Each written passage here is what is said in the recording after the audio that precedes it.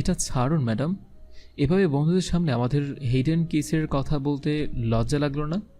এখন আমি ওদের মুখ দেখাবো কি করে?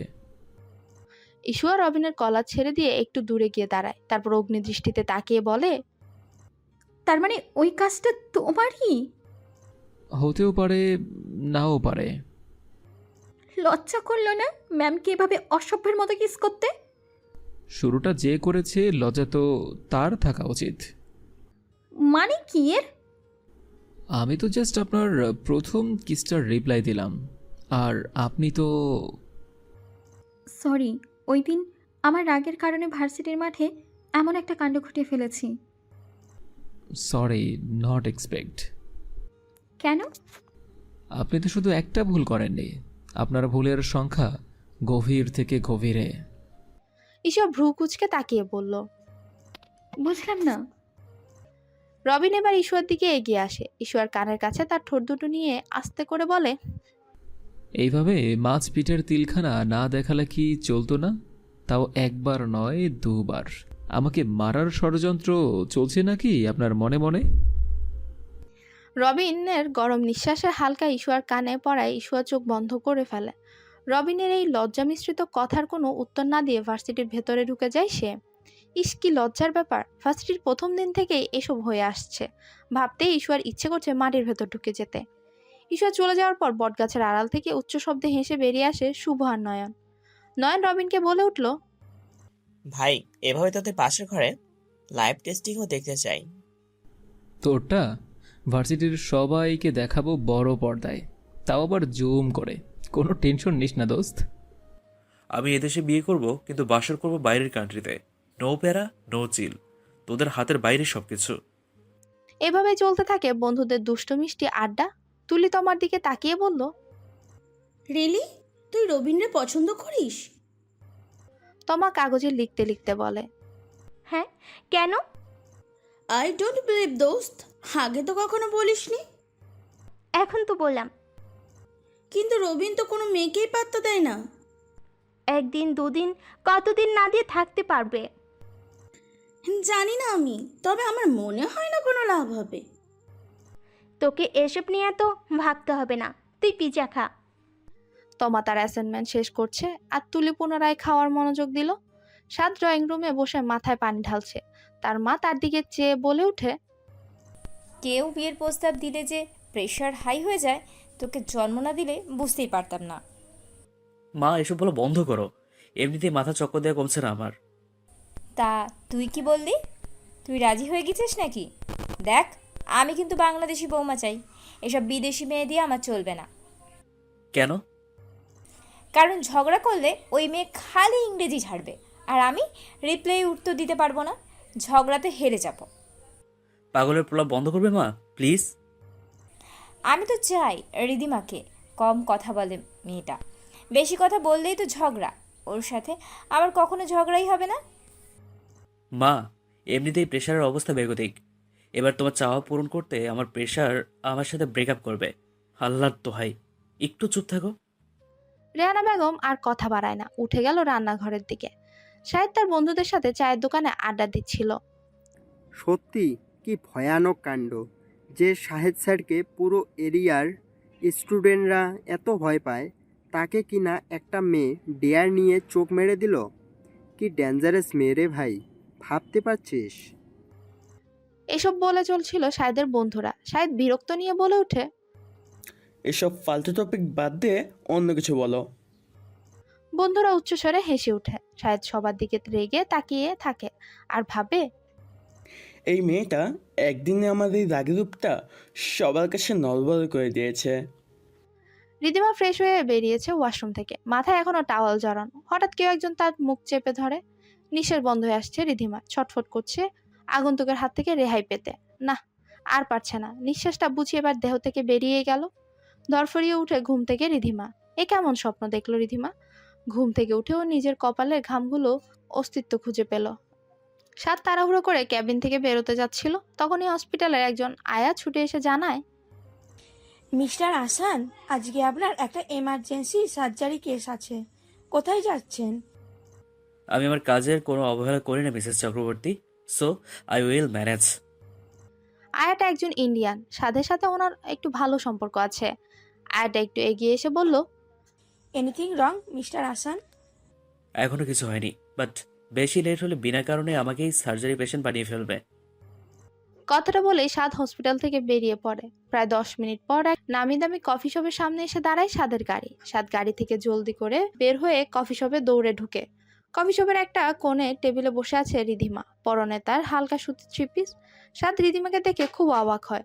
চোখে মুখের কাঠিন্যতা নেই আজ। স্নিগ্ধ শীতল চাহনি নিয়ে কফি শপের জানলার দিকে বাইরে তাকিয়ে আছে। সাদের কাছে ব্যাপারটা কেমন যেন গোলমেলে ঠেকছে। এ যেন ভার্সিটির সেই চঞ্চল কিশোরী রিধিমা। আজকের রিধিমা, এই কদিনের বিজনেস ওম্যান রিধিমা চৌধুরীর মাঝে আকাশ পাতাল পার্থক্য। সাদ ধীরে ধীরে রিধিমার টেবিলের দিকে এগোয়। রিধিমা সাদকে লক্ষ্য করে বসতে বলে। Any problem রিদ? রিধিমা মুচকি হেসে বলে, না রে, নো প্রবলেম। লুকোচ্ছিস আমার কাছে? রিধিমা ভ্রু কিঞ্চিত করে তাকিয়ে আছে সাদের দিকে। সত্যি এভাবেই ভার্সিটির দিনগুলোতে কথোপকথন হতো তাদের মাঝে। রিধিমাকে চুপ করে থাকতে দেখে সাদ বলে উঠল, বাইরের বেশভূষার কাঠিন্য ভাবটা ভালোই দূর করে রেখেছিস, কিন্তু ভেতরে সেটা রয়েই গেল। আসলে মানুষের পক্ষে একদিনে চেঞ্জ হওয়া কখনোই সম্ভব না। আমি চেঞ্জ হতে চাইও না। এই ব্যস্ত জীবন আমাকে খুব ভালো রেখেছে। সেটা তোকে দেখলে বোঝা যায়, কিন্তু মানুষের জীবনে আবেগ, অনুভূতি এসব কিছু থাকা উচিত। রিধিমা একটা বড় নিঃশ্বাস ছাড়ে, মাথাটা টেবিলের উপর রাখে। সাদ কিছুটা সময় দিল, কারণ রিধিমার টাইম সেন্স সাথের থেকেও 1000 গুণ বেশি। বিনা কারণে রিধিমা নিজের এবং অন্যের কারো সময় নষ্ট করবে না। রিধিমা মাথা তুলে তাকালো। সাদ উৎসুক দৃষ্টিতে তাকিয়ে আছে। রিধিমা কফিতে চুমুক বসায়। কফিটা নে। কিছু কি হয়েছে? আমাদের ফাইনাল এক্সামের পর তুই ডাক্তারি পড়তে এদেশে পাড়ি জমালি, আর ওইদিকে আমার আর তার সম্পর্কটা অনেক জমে উঠেছিল। শারিয়ারের? হ্যাঁ। তারপর? তখন পড়াশোনা শেষ হয়েছে মাত্র, আমি আমাদের বিজনেসটা হালকাভাবেই সামলাচ্ছিলাম। দাদু ভাইও ছিলেন আমার পাশে। হুম। সেও একটা সরকারি চাকরি নেয়। শিক্ষকতা করার অনেক ইচ্ছে ছিল, তাই ওই ক্যারিয়ারেই এগোতে থাকে সে। আমিও কখনো বাধা দিইনি। রিয়েলি? এত ভালো রেজাল্ট নিয়ে গর্ধবটা ছোটখাটো সরকারি স্কুলের টিচার হয়েছে? এটা সম্পূর্ণ কারোর পার্সোনাল ম্যাটার, আমি এসবে কখনোই হস্তক্ষেপ করিনি। তুই শুরু থেকে এমন। ওর চাকরি আর আমার বিজনেস নিয়ে দুজনে ভালোই ছিলাম। তারপর হঠাৎ আমার ফুপা দেলোয়ার খান দাদা ভাইয়ের কাছে আমার জন্য একটা ভালো সম্বন্ধ আনে। তুই তো জানিস আমি কাউকে অনুরোধ করার মেয়ে না। কারোর ডিসিশন আমার উপরে চাপিয়ে দিলে আমি সেটা মেনে নেওয়ার মতো মেয়ে নই। হুম। দাদা ভাই আর ফুপা আমাকে না জানিয়ে বিয়ের দিন তারিখ সব ঠিক করে ফেলেন। হোয়াট? বাবাও বিষয়টা জানতো না। বাবাকে বিয়ের আগের দিন রাতে জানানো হলো, আর আমাকে জানানোর সিদ্ধান্ত নিয়েছিল বিয়ের আসরে। তোর ফ্যামিলি তখনও তোকে চেনে উঠতে পারেনি, তুই ঠিক কি চিনিস? কিন্তু বাবা শোনার সাথে সাথেই আমার ঘরে ছুটে আসে, আমাকে জানায়। বিশ্বাস কর, সেই দিন এই রিধিমা চৌধুরীর পায়ের তলার মাটিটা যেন সরে গিয়েছিল। কোনো উপায় খুঁজে না পেয়ে আমি তাকে কল করে বললাম, আমার হাতে শুধু আজকের রাতটা আছে, যা করার এই রাতেই করতে হবে। দ্য গ্রেট রিদিমা চৌধুরী পালিয়ে বিয়ে করার প্ল্যান করেছিল? রিয়েলি? ওইটাও আজ আমাকে শুনতে হলো। কিন্তু সে আমাকে প্রতিশ্রুতি দিয়েও পরের দিন সকালে আসলো না। সকাল গড়িয়ে দুপুর হয়ে এলো, তার কোনো খবর নেই। সাদ এবার সিরিয়াস হয়ে বসলো। কি বললি? রিধিমা ভাঙা কণ্ঠে বলে, হ্যাঁ, সে আসেনি। সেদিন এই রিদিমার মনে যতটুকু কোমলতা ছিল সেটাও সে ওই কাজী অফিসের সামনেই কবর দিয়ে এসেছে। সাদ রেগে যায়। ওই রাজকালটা সাহস কি করে হয়, হ্যাঁ, তোকে ঠকানোর? আমাকে হয়তো নিজের যোগ্যই মনে করেনি। সাদ উচ্চ স্বরে বলল, যোগ্য তো ও ছিল না তোর। রিধিমার চোখ দিয়ে পানির স্রোত নামছে। সাদ কথা বাড়ায় না, রিধিমাকে কেঁদে কেঁদে নিজের মনটা হালকা করার সময় দেয়। সাদ অস্পষ্ট স্বরে বলে উঠে, আমার হৃদের সাথে এত ভয়াবহ বিশ্বাসঘাতকতার পরিণাম তোকে ভোগ করতে হবে শাহরিয়ার। ভার্সিটির সামনে টং দোকানে বসে চা খাচ্ছিল রবিন। শুভ আর নয়ন কিছু একটা নিয়ে খুব মারামারি করছিল। একজন ধুম করে পিঠে কিল বসাচ্ছে, তো আরেকজন মাথায় চাটি মারছে। রবিন একবার হেসে ওদের দিকে তাকিয়ে চায়ের কাপটা টেবিলের উপর রেখে পকেট থেকে ফোনটা বের করে গেম খেলতে শুরু করে। শুভ আর নয়ন দুষ্টুমির এক পর্যায়ে চায়ের দোকান থেকে বেরিয়ে পড়ে। দুজনে হাতাহাতি করতে করতে মাঝ রাস্তায় এসে দাঁড়ায়। ভার্সিটি ক্লাস শেষ করে অফিস রুমে কিছু কাজ ছিল ইশুয়ার। কাজ কমপ্লিট করে ভার্সিটি থেকে বেরোচ্ছিল ইশুয়া, কিন্তু শুভ আর নয়নকে দেখে থমকে দাঁড়ায়। রাস্তায় দাঁড়িয়ে মারামারি করছে। অন্যদিক থেকে একটা ট্রাক আসছে। ইশুয়া অনেকবার ডাকে দুজনকে, কিন্তু রাস্তায় এত শোরগোলের জন্য ইশুয়ার আওয়াজ কানে আসে না দুজনের। ইশুয়া আর দেরি না করে দৌড়ে যায়, বেশি সময় নেই। ইশুয়া ছুটে এসে শুভ আর নয়নকে ধাক্কা মারে, কিন্তু রাস্তা থেকে নিজেকে সরাতে যাওয়ার সময় উষ্টাকে রাস্তার পাশের কারেন্টের পিলারের সাথে মাথায় চোট খেয়ে অজ্ঞান হয়ে যায়। শুভ আর নয়ন ইশুয়ার ধাক্কা খেয়ে রবিনের উপর গিয়ে পড়ে। ঘটনা ক্লিয়ার হতে তাদের 2 মিনিট সময় ব্যয় হয়। পাশে ইশুয়াকে অজ্ঞান অবস্থায় দেখে তিনজনেই ছুটে আসে। রবিন ইশুয়াকে ডাকতে লাগে। কোনো সাড়া শব্দ না পেয়ে কোলে তুলে নেয় ইশুয়াকে। শুভ আর নয়ন দুজনেই একটা সিএনজি দাঁড় করায়। তিনজনে মিলে ইশুয়াকে নিয়ে হসপিটালে যায়। পুরো পৃথিবী একদিকে আর আমি অন্যদিক। সবাই বলে করেছো ভুল, আর তোরা বলিস ঠিক। তোরা ছিলি, তোরা আছিস, জানি তোরাই থাকবি। বন্ধুও বুঝে আমাকে, বন্ধু আছে, আর কি লাগে। শাহেদ গানটা শুনছিল আর ছাদে বসে মেঘলা আকাশটা দেখছিল। পেছন থেকে তার বোন শিলা এসে তার পিঠে হাত রাখে। শাহেদ টলমলো চোখ দুটো নিয়ে বোনের দিকে তাকায়। শিলা ভাইকে বলে, এখনো রিদিমা আপু আর সাদ ভাইয়াকে খুব মিস করো, তাই না ভাইয়া? বন্ধুদের ভুলে যাওয়া এত সহজ নয়। আমার রিদিমা আপুর কনফিডেন্স লেভেলটা খুব ভালো লাগতো। এরকম মেয়ে দুটো পাওয়া দুষ্কর। বড়ই জেদি, একবার যা বলবে, যা করবে, ভাবে সেটাই ফাইনাল। আপুর সব কিছুই একবারে কাটা কাটা, কোনো হেরফের নেই। এরকম মেয়েগুলো তো একেবারে নিখুঁত থাকে মন থেকে। শাহেদ যেন রিধিমার কথা এড়িয়ে যেতে চাইছে। বোনকে পাল্টা প্রশ্ন করে, আর সাত, ও কেমন ছিল? সাদ ভাইয়া সে তো আস্ত একটা ভীতু ছিল। তুমি আর রিদিমা আপু হাই ভোল্টেজের, তোমাদের ভোল্টেজে শক খেতে খেতে বেচারা সাদ ভাইয়া একেবারে দুর্বল হয়ে পড়েছিল। শাহেদ বিষণ্ণ মনে আবার আকাশের দিকে তাকায়। শিলা ভাইয়ের মন খারাপের ব্যাপারটা বুঝতে পারে। ওদের সাথে কখনো যোগাযোগ করার ট্রাই করিনি। সাদ আর দিদিমা দুজনে লন্ডনে আছে। সাদ অনেক বড় ডক্টর লন্ডনের, আর দিদিমা সে তো লন্ডনের বিজনেস লেডি, এক নামে সবাই চেনে। শিলা হা হয়ে যায়। রিয়েলি? হুম। দেশে আসে না, কখনো তোমার সাথে দেখা করতে আসতে দেখিনি। সাদ আর আসেনি, শুনেছি 2 বছর আগে আন্টিকে সব ব্যবস্থা করে নিয়ে গেছে। আর দিদিমা তার বিজনেসের বাইরে কিচ্ছু ভাবে না। শুনেছি কিছুদিন আগে এসেছিল, হয়তো কোনো কাজে, তাও শুধু 3 ঘন্টার জন্য। প্রয়োজন ছাড়া এদেশে পা রাখে না। ভালোই আছে তাহলে দুজনে। হুম। আর তুমি? আমি মানে? কিছু না। শিলা চলে যায়। শাহেদ বুঝতে পারে শিলা কি বলতে চেয়েছিল, কিন্তু কথা বাড়ায় না। এইসব ব্যাপার ঘাটলে দীর্ঘশ্বাস ছাড়া কিছুই বের হয় না। শাহেদ মনে মনে বলে, রাগিনী রিত, আপনি কি কখনই আর আমার কাছে ফিরবেন না? কখনই কি আমাকে আমার অবস্থার কথা এক্সপ্লেন করার সুযোগ দিবেন না? কেন সেদিন সন্ধ্যায় এত বড় একটা সিদ্ধান্ত নিলেন? আর একটা দিন কি অপেক্ষা করা যেত না? সেদিনের ফ্লাইটেই লন্ডনে চলে গেলেন। হসপিটালের বেডে শুয়ে আছে ইশুয়া। তার পাশেই বসে চোখের জল ফেলছে ঝুমা বেগম। কেবিনের দরজায় ভ্রু কুচকে দাঁড়িয়ে আছে তারিক সাহেব। নিশুয়া কেবিনের বাইরে বেঞ্চিতে বসে আছে। রবিন, শুভ আর নয়ন দেয়ালে হেলান দিয়ে দাঁড়িয়ে আছে। শুভ নয়নের দিকে তাকিয়ে বলল, আমাদের জন্য হয়েছে সব। এটা একটা অ্যাক্সিডেন্ট দোস্ত। তারপরও আমাদের বাঁচাতে গিয়েই। আপাতত চুপ কর একটু, ভালো লাগছে না। আফজাল সাহেব ছেলের মেসেজ পেয়ে ছুটে আসেন হসপিটালে। রবিন বাবাকে দেখে এগিয়ে গেল। আফজাল সাহেব রবিনের দিকে তাকিয়ে বলল, কি করে হলো? তারিক সাহেব আফজাল সাহেবের কণ্ঠ শুনে পেছন ফিরে তাকালেন। এগিয়ে এসে অভিযোগের সুরে বললেন, আমি চাই না আমার মেয়েরা কোনোভাবে জব করুক। তোর ভরসাতে তোর ভার্সিটির জবটা করতে দিয়েছিলাম। দোষ, ভুল বুঝিস না। অ্যাক্সিডেন্ট যে কোনো সময় যাত্রার সাথেই হতে পারে, শান্ত হ। আফজাল সাহেবের মুখে দোস্ত কথাটা শুনে রবিন, শুভ আর নয়নের চোখ কপালে উঠে গেল। শুভ রবিনের দিকে তাকিয়ে বলল, মিস ইশুয়া যে তোর বাবার বন্ধুর মেয়ে, বলিসনি কেন আমাদের? আমি নিজেও তো জানতাম না বাল। জোর কা ঝটকা লাগা। রবিন দুষ্ট হেসে বলে ওঠে, ইশুয়া তালুকদার, এবার তো আপনার রেহাই নেই রবিন চৌধুরীর হাত থেকে। নয়ন আর শুভ নিঃশব্দে হেসে ওঠে। এতক্ষণ নিশুয়া তাদের আর চোখে লক্ষ্য করছিল, এবার আর থাকতে না পেরে এগিয়ে এসে বলল, এই, আপনারা আমার আপুর অ্যাক্সিডেন্টে এত খুশি কেন?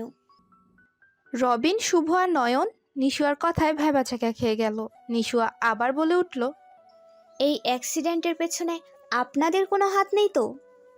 রবিন এগিয়ে এসে বলল, ওরে গোয়েন্দারে, আপনার বোনকে ভালোবেসে মেরে ফেলার ষড়যন্ত্র করতেছে। ইশুয়া কপাল কুঁচকে বসে আছে। ইশুয়াকে হসপিটাল থেকে নিয়ে আসা হয়েছে বাড়িতে। এখন সে তার রুমের বিছানায় বসে আছে, বালিশে হেলান দিয়ে। ইশুয়ার রুমের সোফায় বসে আছে শুভ আর নয়ন। নিশুয়া তাদের সাথে গল্প করেই যাচ্ছে। নিশুয়া তাদের সাথে এত জলদি মিশে যাবে ভাবতে পারেনি তারা। হেসে হেসে আড্ডা দিচ্ছে নিশুয়া, শুভ আর নয়ন। দরজা ঠেলে সুপের ট্রে হাতে ইশুয়ার রুমে ঢুকলো রবিন। পেছন পেছন ইশুয়ার মাও এলেন। ইশুয়া বিরক্ত নিয়ে ঝুমা বেগমের দিকে তাকিয়ে বলল, মা, এসব কি? ঝুমা বেগম ইতস্তত হয়ে বললেন, দেখ না, ছেলেটা কত কষ্ট করে স্যুপ বানিয়ে এনেছে তোর জন্য। দোহর আন্টি, কষ্ট কেন হবে, এইটুকু করাই যায়। ঝুমা বেগম তাড়া দিয়ে বললেন, আচ্ছা বাবা, তোমরা বসো, আমার রান্না পুড়ে যাচ্ছে, আমি গিয়ে দেখি। ইশুয়া আগের চেয়েও ভালো আছে এখন আপাতত। ডক্টর বলেছেন ভয়ের কোনো কারণ নেই, তাই আজই রিলিজ করে দিয়েছে। নিশুয়া রবিনের দিকে তাকিয়ে বলে, বাহ দুলাভাই, আপনি রান্না জানেন? আমার আপুর তো কোনো কষ্টই করতে হবে না তাহলে। তোমার আপুকে রান্নাঘরে যেতে দেব না, নিজে হাতে খেতে হবে না, সব সব কিছু আমিই করে দেব। ইশুয়া হা করে তাকিয়ে আছে। এসব এরা কি বলছে, যেন তার মাথাতেই ঢুকছে না। নিশুয়ার দিকে তাকিয়ে বলল, ওই গরিলা, কিসের দুলাভাই? কে দুলাভাই? কার দুলাভাই? কি বলছিস এসব? কেন, রবিন ভাইয়াই তো আমার ওয়ান অ্যান্ড অনলি দুলাভাই। একদম রাইট। নিশুয়ার বাচ্চা, তোরে আমি গরম পানি ডেকচিতে চুমামু। তারপর রবিনের দিকে তাকিয়ে বলল, টিচারের বাড়িতে এসে এরকম বেয়াদবি করতে লজ্জা করে না? রবিন পুরো ঘরে এদিক সেদিক তাকিয়ে বলল, টিচার? কে টিচার? আর কোন টিচার? কিসের টিচার? আমি তোমার বাবার বন্ধুর মেয়েকে দেখতে এসেছি। ইশুয়া ততক্ষণে বুঝতে পারে আফজাল সাহেব আর তারেক সাহেবের বন্ধুত্বের কথা এদের জানা হয়ে গেছে। ইশুয়া রবিনের দিকে তাকিয়ে বলল, এখন আসতে পারুন আপনারা। তাড়িয়ে দিচ্ছেন নাকি? ইশু অবাক দৃষ্টিতে তাকিয়ে থাকে। রবিন সেদিকে ভ্রুক্ষেপ না করে বলল, আমার আঙ্কেলের বাড়িতে যখন খুশি আসতে পারি, যতক্ষণ খুশি থাকতে পারি। আমি কারো ইচ্ছার জন্য নিজের হক খোয়াতে পারবো না। এছাড়াও বাবার বন্ধুর মেয়েদের উপর আমরা সিঙ্গেল ছেলেদের একটু হক থাকেই। কি বলো নিশুয়া? রাইট ভাইয়া, তোমার যখন ইচ্ছে হবে চলে আসবে, কোনো আপত্তি নেই আমাদের। নিশু, তুই কিন্তু বেশি বেশি করছিস। বিয়াতব একটা, দিন দিন মাথায় উঠে যাচ্ছিস। আমার একমাত্র শালীকে বকার কোনো অধিকার নেই আপনার। ডোন্ট টক রাবিস, আমার খুব বিরক্ত লাগছে। আচ্ছা আচ্ছা, আর কথা বললাম না। কথাটা বলে রবিন ইশুয়ার দিকে মুখ ফিরিয়ে বিছানায় বসল। ইশুয়া বোঝার চেষ্টা করছে রবিন ঠিক কি করতে চাইছে। হ্যাঁ করো। মানে? হা করতে বললাম। শুভ আর নয়ন মুখ টিপে হাসছে। শুভ রবিনকে বলল, কিরে, আমাদের সামনে খাইয়ে দিবি? অসাম, আমার এরকম একটা দুলাভাই পাওয়ার খুব ইচ্ছে ছিল। How romantic. নয়ন আর শুভ নিশুয়ার কথায় বারবার অবাক হয়। এই মেয়ে নির্দ্বিধায় সব বলে ফেলা নাকি? ভেতরে কিছুই রাখে না? তোমার দুই বোনে কি এক কোম্পানির চাল? মানে? রবিন ইশুয়ার কানের কাছে মুখ নিয়ে ফিসফিসিয়ে বলে, মিস অধ্যাপিকা, আমি জোর করতে চাই না, ভালোভাবে বলছি, আমার হাতে খেয়ে নিন। নয়তো অন্ধকার লাইব্রেরিতে যেটা হয়েছে সেটার পুনরাবৃত্তি কিন্তু এখানেও হয়ে যাবে। সেটা কিন্তু খুব একটা সুখকর হবে না। আর ওটা সিম্পল ছিল, বাট এবার যেটা হবে এটা হবে ডিপ কিস। ইশুয়া রবিনের কথায় বিষম খেল। নিশুয়া ইশুয়ার দিকে তাকিয়ে বলে, কিরে আপু, তোর আবার কি হলো? রবিন ইশুয়াকে চোখ টিপে বলল, আমার প্রথম কেয়ার পাচ্ছে তো, তাই সামলাতে পারছে না হয়তো। শুভ ইশুয়ার দিকে তাকিয়ে বলে, লজ্জা পাবেন না ভাবি ম্যাডাম? আমাদের এত বড় বিপদ থেকে রক্ষা করলেন, আমরা আপনার জন্য এটুকু করতে পারবো না? আমরা সবাই চোখ বন্ধ করছি, আপনি খান। কি এসব কি বলছেন মিস অধ্যাপিকা? ভাবি, ম্যাডাম, এসব কি ধরনের সম্বোধন? অসহ্য। শুভর দিকে তাকিয়ে নিশুয়া বলল, নয়ন আর শুভ ভাইয়া, আপনারা চোখ বন্ধ করুন, আমি পারবো না। নয়ন ভ্রু কুচকে তাকিয়ে বলে, কেন? এমনিতেই আমি আপু আর রবিন ভাইয়ার ফার্স্ট লাভ কিস মিস করে ফেলেছি, এবার ওদের ছোটখাটো কেয়ারগুলো মিস করতে পারবো না। নিশুয়ার কথায় সবার মাথা ভন ভন করছে। রবিন কাশতে শুরু করে দিল। নয়ন শুভকে বলল, দোস্ত চল, আর বেশিক্ষণ থাকলে আমার মাথা ফেটে মগজ বেরিয়ে এসে আমাকে বলবে এই জীবন রেখে তোদের লাভ নেই, সুইসাইড কর জলদি। পরের দিন রিদিমা একটা অফিস মিটিংয়ে দারুণ রকম সাকসেসফুল হয়েছে। এই ডিলটা হাত থেকে বেরিয়ে যাওয়ার সম্ভাবনা 90% ছিল, কিন্তু ভাগ্য সহায় ছিল বলে ডিলটা রিদিমার কোম্পানি পায়। অনেক বড় অ্যামাউন্ট কাজটার। রিদিমা অনেক হ্যাপি। অফিস থেকে বেরিয়ে গাড়িতে উঠে বসে। আজ সে নিজেই ড্রাইভ করবে। উদ্দেশ্য সাদের বাসা। অনেক অনুরোধ করার পরও রিদিমা কখনো যায়নি, কিন্তু আজ সাদকে সারপ্রাইজ দিবে বলে এই সিদ্ধান্ত নেওয়া। এদিকে তোয়ালে পড়ে সাদ সিঁড়ি বেয়ে নামছে। মা, মা, কই তুমি? কি হলো? এইভাবে মাইকেল জ্যাকসনের মতো ভাড়ুং ভুড়ুং গাছ কেন? আমার আলমারিতে একটা জামা কাপড়ও নেই, কই রাখছো? রেহানা বেগম গম্ভীর মুখে দাঁড়িয়ে আছেন। সাদ চিল্লিয়ে বলে উঠে, কি হলো, বলো না কেন? আমি আজ ভুল করে সব জামা কাপড় ওয়াশিং মেশিনে দিয়েছি। সাদ মাথায় হাত দিয়ে বসে পড়ে সোফায়। কটমট করে বলল, আমি এবার কি পরবো? সরি। সরি দিয়ে আমার কাজটা কি? আমাকে তোমার একটা শাড়ি দাও, পরে বসে থাকি। তা করতেই পারিস। আর আজ ছুটির দিন, বাসাতেই থাকবি। আমি ছাড়া কোনো সাক্ষী থাকবে না। ডিসগাস্টিং। আমি কি করলাম? তুই তো বললি। আমি রুমে গেলাম, আমাকে আর ডাকবে না। সাদ উপরে উঠে যায়। রেহানা বেগম ফ্রিজ থেকে মাংস নামালেন। আজ বিরিয়ানি রান্না করবেন ঠিক করেন। হঠাৎ কলিং বেল বেজে উঠল। রেহানা বেগম আঁচলে হাত মুছতে মুছতে এগিয়ে গেল দরজার দিকে। দরজা খুলতেই হা হয়ে যান তিনি। রিদিমা মামনি? Hi aunty. কি খবর? তুমি হঠাৎ? বাইরেই থাকবো নাকি? আরে না না, এসো এসো। রিদিমাকে ভেতরে ঢুকতে দিয়ে দরজা বন্ধ করে রেহানা বেগম বলে, আন্টি আপনার ডক্টর ছেলে কই? আছে তো উপরে। ডেকে দিন। আজ আমি হাজার ডাকলেও রুম থেকে বের হবে না, দরজায় খিল দিয়েছে। কেন? রেহানা বেগম বলতে গিয়েও চুপ হয়ে গেলেন। তারপর নম্র সুরে বললেন, তুমি একটু দেখো না, আমি কিছু বললেই তো যুদ্ধ নামে। রিদিমা সাদকে ডাকতে উপরে যায়, আর রেহানা বেগম মুচকি হেসে রান্নাঘরে ঢুকে। সিনথিয়া আর তুলি বটগাছের নিচে বসে ফোনে কিছু একটা দেখছিল। তুই রবিনকে বলেছিস কি পছন্দের কথাটা? আজ বলবো। ওয়াও, সত্যি? প্রায় আধ ঘন্টা পর রবিন, শুভ আর নয়ন তিনজনে একই বাইক নিয়ে ভার্সিটির ভেতর ঢুকে। তুলি তোমাকে খোঁচা মেরে বলে, এই তো মা, এসে গেছে তোর হিরো। ওকে এদিকে আসতে দে। শুভ আর রবিন বাইক থেকে নামে। নয়ন বাইক সাইড করে রাখতে যায়। রবিন হাসি হাসি মুড নিয়ে এগোয় তোমাদের দিকে। আজ অনেক খুশি যে তুই, ব্যাপারটা কি? মিস অধ্যাপিকাকে জ্বালানোর নতুন টেকনিক খুঁজে পেয়েছি। কি বল না দোস্ত। আছে আছে। ততক্ষণে তমা আর তুলিদের কাছে চলে এসেছে ওরা। তমা আর চোখে তাকায় একবার রবিনের দিকে। রবিন আর শুভ আড্ডায় ব্যস্ত। তমা রবিনের দিকে তাকিয়ে বলে, তোকে কিছু বলার ছিল। বল। আমি তো। এর আগেই নয়ন দৌড়ে আসে রবিনের কাছে। নয়ন হাঁপাতে হাঁপাতে বলে, রবিন, তোকে সাইড আঙ্কেল আর তোর বাবা ডাকতেছে। কেন? জানি না। রবিন তমার দিকে তাকিয়ে বলে, তোর কথা পরে এসে শুনছি, দেখে আসি জরুরি তলব কেন। আচ্ছা যা। রবিন অফিস রুমের দিকে এগিয়ে গেল। তমা আর তুলি মুখে মেঘ নিয়ে দাঁড়িয়ে থাকে। আসতে পারি? সাইদ রহমান দরজায় তাকিয়ে দেখে, আরে রবিন বাবা, আসো আসো। আমাকে ডেকেছো বাবা? আফজাল সাহেব কিছু কাগজপত্র রবিনের হাতে ধরিয়ে দেয়।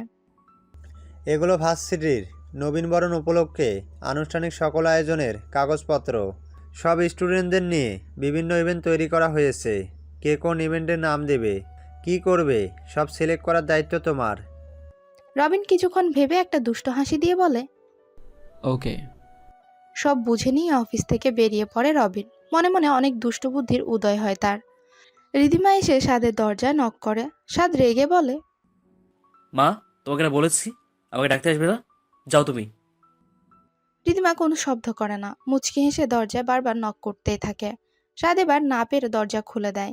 সাদকে এভাবে দেখে রিধিমা জোরে চিৎকার দেয়। সাদও ভেবাচাকা খেয়ে যায়। রিধিমাকে এই মুহূর্তে একেবারে আশা করেনি সাদ। এ কি, তুই এখানে? আগে বল, তুই এভাবে রুমে কি করছিস? আর বলিস না, মা সব জামা কাপড় ওয়াশিং মেশিনে দিয়ে দিয়েছে, তাই আজ এভাবে রুমে বসে অনশন করছি। আচ্ছা আচ্ছা, আমি নিচে গেলাম। সাদকে আর কিছু বলতে না দিয়ে রিধিমা নিচে নেমে আসে। সাদ কিছুক্ষণ রুমে পাইচারি করে। কাজে একটা শপিং মল থেকে ফোনে এক স্যুট জামা কাপড় অর্ডার করে নেয়। আজকের এই দিনেই রিধিমাকে আসতে হলো, এইটা ভেবে কপাল চাপকাতে থাকে সাদ। নিশুয়ার সামনে স্কুল পরীক্ষা, খুব মন দিয়ে পড়াশোনা করছে সে। আজকাল সায়েন্স টিচাররা অল্পতেই শুধু পানিশমেন্ট দেওয়ার জন্য আগে পিছিয়ে লেগে আছে। নিশুয়ার ইচ্ছে করে লোকটাকে ধরে কাদায় দিয়ে চুবাতে, পোলট্রি মুরগির গন্ধওয়ালা ফার্মে আটকে রাখতে। লোকটার সাথে একদিন ফাজলামো করেছে বলে এখন উঠতে বসতে এত কড়াকড়ি দিতে হবে? বজ্জাত একটা। হঠাৎ ইস্যু এসে ঢুকলো নিশুয়ার রুমে। এই নিশু, পরশু তোর কোনো ইম্পর্টেন্ট ক্লাস আছে? নিশুয়া ভ্রু কুচকে বলল, কেন? আমাদের ভার্সিটিতে নবীনবরণ উৎসব, যাবি? তোর ভার্সিটির উৎসব তুই যা, আমি কেন? চল না, ভালো লাগবে তোর, আর আমারও একটু কমফোর্টেবল ফিল হবে। কেন তোর আমি ছাড়া আনকমফোর্টেবল ফিল হবে কেন? তুই কি ভাবছিস রবিন ভাইয়া তোকে আবার সবার সামনে সত্যি সত্যি কিস করে বসবে? সব সময় ফালতু কথা নিয়ে বসে থাকিস, ইচ্ছে হলে যাস, নয়তো যেতে হবে না। নিশুয়া কিছুক্ষণ ভেবে বলল, আচ্ছা দেখি। আচ্ছা বল তো, কি পরা যায়? মানে? শাড়ি নাকি লং কুর্তি? তুই টিচার, শাড়িতেই তোকে ফাটাফাটি মানাবে। তাহলে তো শাড়ির সিলেক্টই করতে হবে, তারপর ম্যাচিং করতে হবে সব। ইস, কত কাজ বাকি। ইশুয়া দরজার দিকে এগোতে এগোতে বলল, যাচ্ছি যাচ্ছি। রিধিমা সাদের ঘর থেকে বেরিয়ে রান্নাঘরে আসে। রেহানা বেগম কাজ করছিলেন। রিধিমাকে রান্নাঘরে দরজায় দেখে বললেন, ভিতরে আয়। কি করছেন? এই তো রান্না বসাবো, বিরিয়ানি খাবি? আমার না ঝাল ঝাল সবজি খিচুড়ি খেতে ইচ্ছে করছে। আচ্ছা, সেটাই হয়ে যাক তাহলে।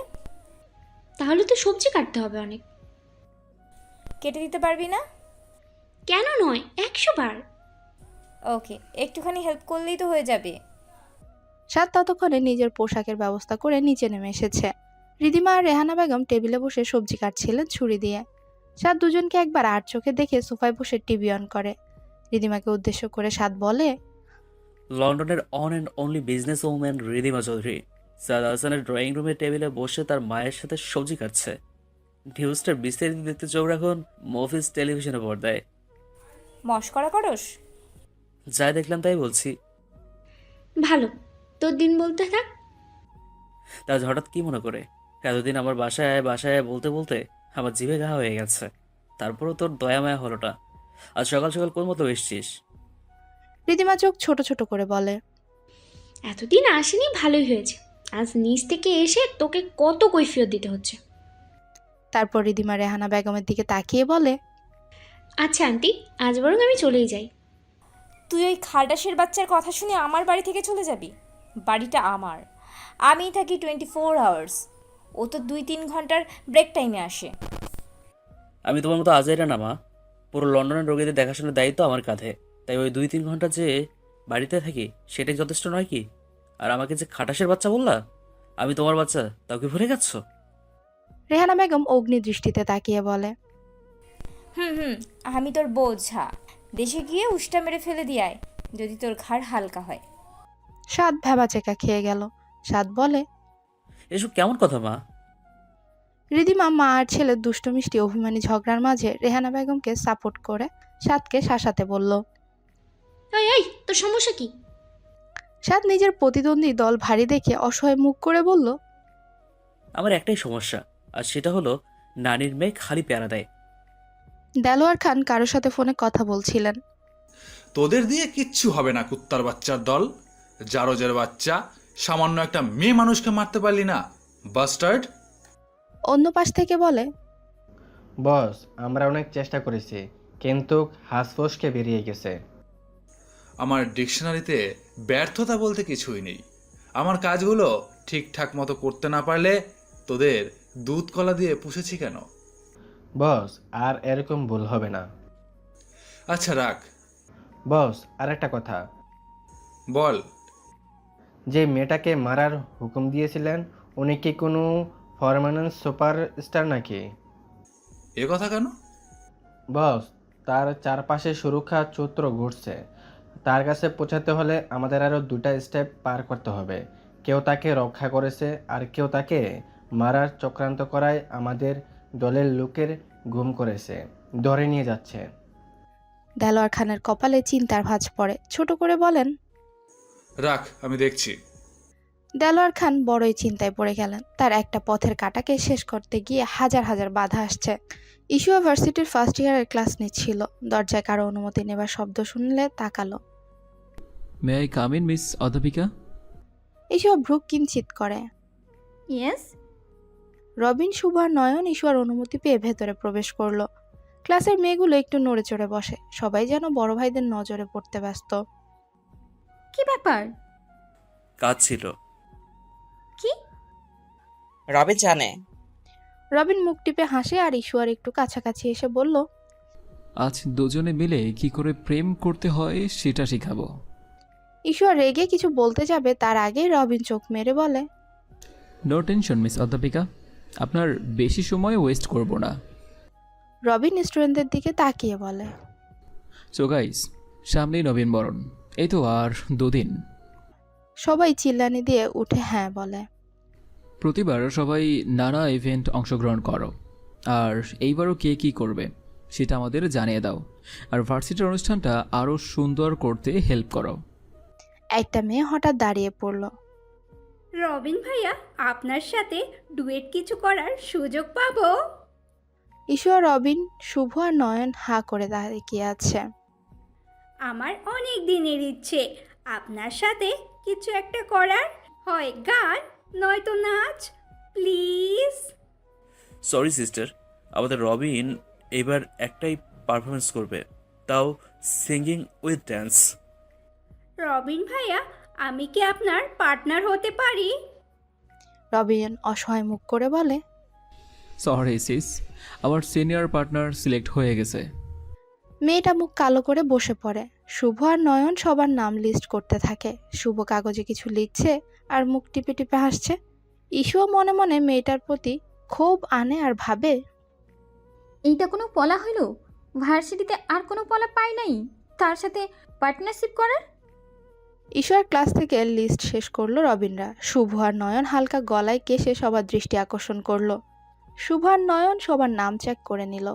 ক্লাস থেকে বেরোবার সময় রবিন আবার সকলের উদ্দেশ্যে বলল, এইবার ভার্সিটির নবীন বরণে এক্সট্রা চমকের জন্য সবাই তৈরি থাকো গাইস। স্যার, ম্যাম আর স্টুডেন্টদের একটা ইভেন্ট করা হয়েছে যৌথভাবে, সেখানে স্পেশাল কিছু থাকছে। ইস্যুয়া বিরক্তিতে নাক মুখ কোঁচকালো। রবিন একটা দুষ্ট হাসি দিয়ে বলে, ওকে বাই মিস অধ্যাপিকা। ইস্যুয়া মনে মনে বলে, অধ্যাপিকা না, তোর মাথা আর আমার জুতা, ছ্যাঁচড়া পোলা একটা। রবিন, শুভ আর নয়ন মাঠ দিয়ে হাঁটছিল। শুভ রবিনের দিকে তাকিয়ে বলল, নতুন ইভেন্ট আবার কি যোগ করলি? আমারও এটাই ঘুরছে মাথায়। কি চলছে রে রবিন না, তোর জিলাপি মার্কা মাথায়? দোস্ত, তোদের ভাবি ম্যাডামের সাথে একটা পারফরমেন্স হলে কেমন হয়? শুভ আর নয়ন একজন আরেকজনের দিকে কিছুক্ষণ চাওয়াচাই করে চিল্লানি দিয়ে উঠে। রবিন হেসে বলে, এখনই এত এক্সাইটমেন্ট, পরে কি করবি শুনি? ওদের 3 জনের সাথে যোগ দিল তুলি আর তমা। তমা কৌতূহলী হয়ে জিজ্ঞেস করলো, কি নিয়ে তোদের এত খুশি? আমাদেরও বল। পরশুর অনুষ্ঠান নিয়ে।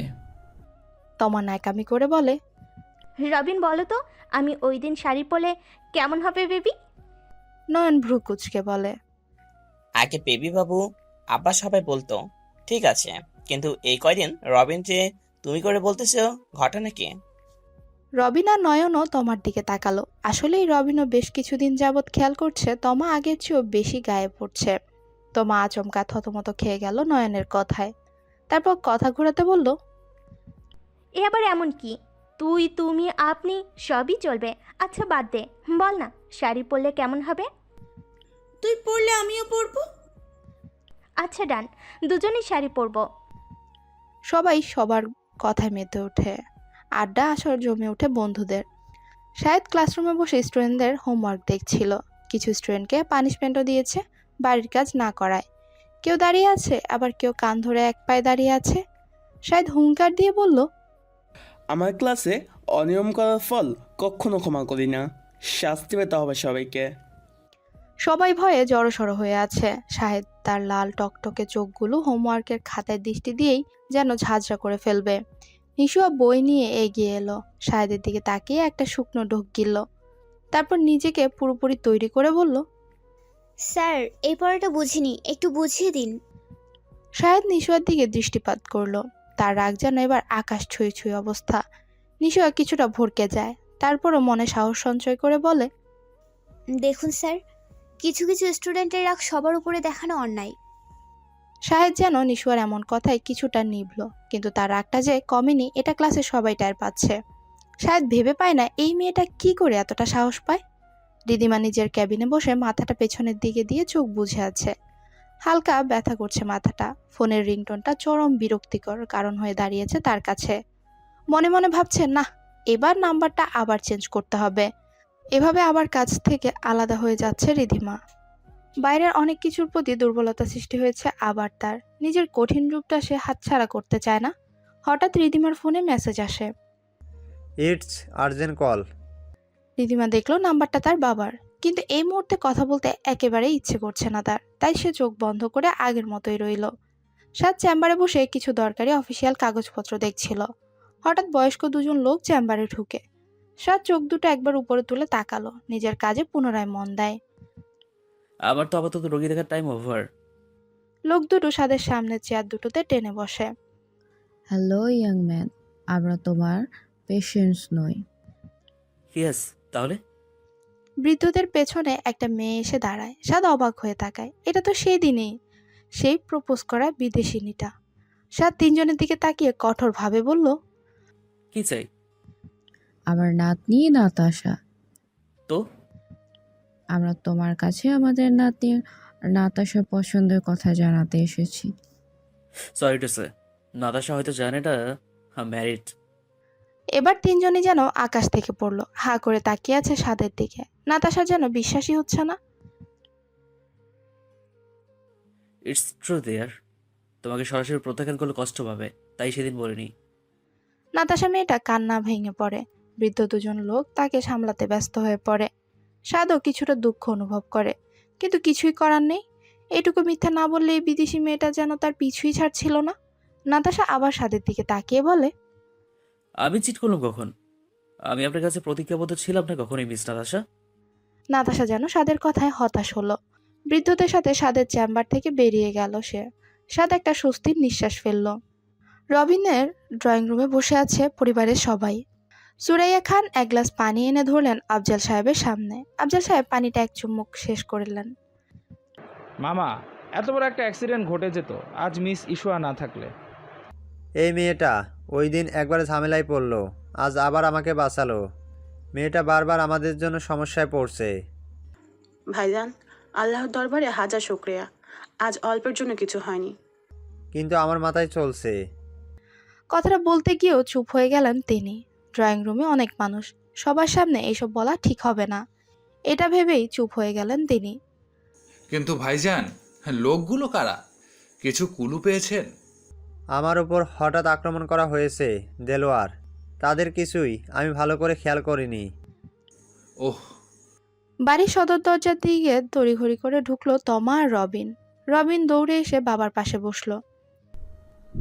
ভার্সিটি গেট থেকে কেউ কি করে তোমাকে কিডন্যাপ করার সাহস করতে পারে? I can believe.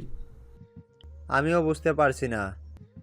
শুভ রবিনদের বাড়িতে ঢুকতে ঢুকতে বলল, সবকিছু আগের থেকে ফুল প্ল্যানেট করা আঙ্কেল। নয়তো ভরা জনসাধারণের মাঝখানে কেউ এরকম সাহস দেখাবে না। আফজাল সাহেব কিছু একটা ভেবে বলেন, যাক, এখন সব কিছু ঠিকঠাক আছে, সেই অনেক। এখন থেকে অনেক সাবধানে থাকতে হবে সবাইকে। আমার তো এবার বেশ ভয় করছে বাড়ি থেকে বের হতে। দেলোয়ার খান মেয়ের দিকে তাকিয়ে বলেন, রবিন বাবা আছে, ওর সাথে ভার্সিটিতে আসবে যাবে। আমারও তোমার জন্য এইবার খুব চিন্তা হচ্ছে মামনি। রবিন, হ্যাঁ বাবা বলো। ইশুয়া মামনির খোঁজ নিয়ে আমাকে জানাও, কেমন আছে ও। আচ্ছা। দেলোয়ার খান আফজাল সাহেবের দিকে তাকিয়ে বলল, এই মেয়ে আপনাকে কিভাবে সাহায্য করলো ভাইজান, একা একটা মেয়ে হয়ে? আমাকে টেনে যখন ওরা গাড়িতে ওঠাচ্ছিল তখন ইশুয়া ওইখান দিয়ে যাচ্ছিল। প্রথমে বাকি পথচারীদের মতো অচেনা ব্যক্তির ভান করে কাছে এগিয়ে আসে। এতে কিডন্যাপাররা তেমন কোনো গুরুত্ব দেয়নি, অসচেতন হয়ে যায়। কাছে আসার সাথে সাথে ব্যাগ থেকে কিছু একটা বের করে আমাকে চোখ বন্ধ করতে বলে। স্প্রে করা শুরু করলো ইশুয়া। মরিচ গুঁড়োর জল নিশ্চয়ই। হ্যাঁ, এখন অনেক মেয়ে এগুলো নিয়ে চলাফেরা করে। যাক, এই মেয়েটার সাহসিকতার জন্যই আজ অনেক বড় বিপদ কাটলো। অনেক নির্ণয় হয়ে গেলাম। একজন ম্যাম হয়ে ভার্সিটির কর্তৃপক্ষের হ্যান্ডকে বাঁচানো তো দায়িত্ববোধের মাঝেই পড়ে। তারপরও আজকাল বিপদ আপদ দেখলে সবাই দূরে দূরে থাকে, কজনে গিয়ে আসে। সবাই আলোচনায় মত্ত। রবিন মনে মনে বলে, মিস অধ্যাপিকা, এত ঋণের বোঝা শোধ করতে গেলে আপনার উপর এই রবিন চৌধুরীর কত ঝড় তুফান যে যাবে, সব একসঙ্গে নিতে পারবেন তো? 5 জন লোককে একটা বেঞ্চিতে একসঙ্গে একই দড়িতে বেঁধে একটা রুমে আটকে রাখা হয়েছে। সবাই অল্প অল্প আহত। দরজা খোলার আওয়াজে সকলের চোখে মুখে ভীতি দেখা গেছিল। দরজা খুলে এগিয়ে আসলো মুখোশ পরা 6 জনের গ্যাং। একজন এগিয়ে গিয়ে কিছু একটা সুইচ অন করতেই উপর থেকে বৃষ্টির পানির মতো বরফ পড়তে থাকে। সবাই ব্যথায় কুকিয়ে ওঠে। একজনের চেহারার বর্ণ পাল্টাতে থাকে। হঠাৎ অন্য একটা সুইচ অন করতেই আবার গরম পানি পড়তে লাগলো। এজন্য দুর্বিষ মুহূর্তেই তাদের জীবনে আর্তনাতে ছেয়ে গেছে পুরো রুম। হঠাৎ বন্ধ হয়ে অত্যাচারের সকল ধাপ। 6 জনের গ্যাং এগিয়ে আসে সামনে। ঝাপসা চোখে একজনকে চেয়ারে বসতে দেখে সকলে। তার মুখটা মুখোশের আড়ালে। এইভাবে গুটি চালতে থাকলে তোদের বসের হার নিশ্চিত। এত কাঁচা খেলোয়াড় হয়ে আমার সাথে খেলতে নেমেছে, ভাবলেই আমার বমি পায়। হঠাৎ ওদের উপর লাথির পর লাথি বসায় জোরে, আর হুঙ্কার করে বলতে থাকে, তোদের জানে মারবো না, তোদের জানে মারলে তোদের বসের চেহারার ভয়টা মিস করে যাব। তোদের এই অবস্থা দেখে তার চেহারা ঠিক কতটা ভয় বিরাজ করে দেখি। আমার ওয়ার্নিং ভুলে গিয়েছে শালা, গিরগিটির বাচ্চা। তোদের দেখলে মনে করতে সহজ হবে। কথাটা বলে উঠে দাঁড়ায় লোকটা। নিজের গ্যাংয়ের দিকে তাকিয়ে বলে, 3rd ডিগ্রি দিয়ে ভার্সিটির রাস্তার মোড়ে ফেলে দিয়ে আসো, আর কখনো এমন ভুল করার সাহস করবে না। ইশুয়া সবেমাত্র ফ্রেশ হয়ে বেরিয়েছে ওয়াশরুম থেকে। বিছানায় রাখা ফোনটার উপর নজর যায়। ফোনের স্ক্রিনে 33টা মিস কলের জানান দিচ্ছে। ও মাই গড, 33 মিসড কল! কে দিল এত কল? কল ব্যাক করতে রিসিভ হয়। অন্য পাশে সঙ্গে সঙ্গে বলে, হ্যালো, আসসালামু আলাইকুম। ওয়ালাইকুম আসসালাম। কে বলছেন? মিস অধ্যাপিকার ফিউচার বস। ইশুয়া বুঝতে পারলো লোকটা রবিন। ভ্রু কুচকে বলল, কি চাই? আপনাকে। হোয়াট? আপনাকে চাই। কেমন আছেন? আলহামদুলিল্লাহ। থ্যাঙ্কস। কিন্তু কেন? বাবাকে। এটার জন্য ধন্যবাদ নিচ্ছি না, এটা মানুষ হিসেবে আমার দায়িত্বের মাঝে পড়ে। তো আপনি থ্যাঙ্কস নিচ্ছেন না? জি না। ওকে, তাহলে থ্যাঙ্কস দিলাম না। আপনার জন্য অন্য কিছু তুলে রাখলাম, পরে মনে করে দিয়ে দেব। আমার কিছু লাগবে না। কিন্তু আমি তো কারো কাছে ঋণই থাকতে পছন্দ করি না। সে আপনার ব্যাপার। আর কিছু বলবেন? কেন, ব্যস্ত নাকি? বেশি কিছু বলার নেই এসছে। আমার আছে। তাহলে জলদি বলে ফোনটা রাখুন। এত ব্যস্ততা আমাকে দেখাবেন না মিস অধ্যাপিকা, কারণ আপনাকে কাল সারা দিন আমার সাথে কাটাতে হবে। কি বলতে চাইছেন? আপনার আশেপাশে হাত পাখা আছে? আমার রুমে এসি চলছে, হাত পাখা নো নিড। আমি এখন যেটা বলতে যাচ্ছি আপনি সেটা শোনার পর ডাবল এসিতেও কাজ হবে না। ফালতু বকবক না করে আসল কথা বলুন। আরে ওয়েট ওয়েট, এত রাগেন কেন? ওকে, আমি রাখছি। বলছি আপনার পরশু আমার সাথে ডুয়েট কিছু পারফরমেন্স আছে। আপনি আর আমি সিঙ্গেল উইথ ডান্স ইভেন্টে একসঙ্গে পার্টিসিপেট করছি। নো, নেভার, কখনোই না, জীবনেও না। এখন মিছিল মিটিং করে কোনো লাভ নেই। লিস্ট মেইন জায়গায় জমা হয়ে গিয়েছে, এখন মাঝে আছে একদিন, সো প্রস্তুতি নিন। আমাকে জিজ্ঞেস না করে আমার নাম দেওয়ার মতো ভুল করে আবার আমাকে বোঝাচ্ছেন? আমি বোঝাচ্ছি না, শুধু জানিয়ে দিলাম। আমি পরশু যাবই না।